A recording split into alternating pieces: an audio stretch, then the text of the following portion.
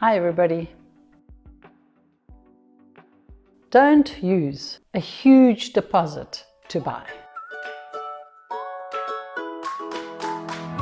Especially if you're young and you're saving and you're trying to find the money to buy property, there's a way you can get your money to actually help you pay for the property and get you further into the game. Not only that, it helps you get your feet wet in the water into real estate. So instead of when you've saved up and you've got 10% deposit and then you've saved up the transfer duty, now you've got this lump sum of money and you're ready to buy a property. Well, consider buying into a new development where the transfer costs are included in the price. Sometimes some extra other costs as well, but the transfer costs and the transfer duties are so often included in the price. This is a massive amount of money. So let's say you've saved up your 10% deposit, which is kind of the norm to put down, and you're saving up for your transfer cost. Now, transfer costs on 3 million Rand, it's 200,000 Rand. That's a lot of money.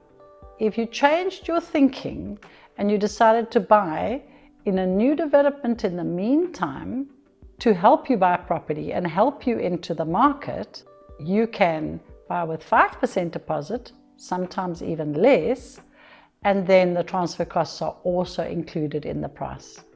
This is really interesting because not only while the development is being built will you continually save, but your 5%, as I've said in other videos before, is working for you and earning value for you. But now at the end, when you're actually taking transfer of the product, you actually now still have money in the bank. And this is where you put this money into a separate account and all the property costs come off this amount of money and help you pay for the property. So you will be getting an income, a rental from the property. And with the rental income and the costs on the property and the monthly bond payment, whether it be 20,000 or whatever the case may be on your 95% bond on 3 million, for example, you will be able to afford to pay for the property without any extra out of your own pocket.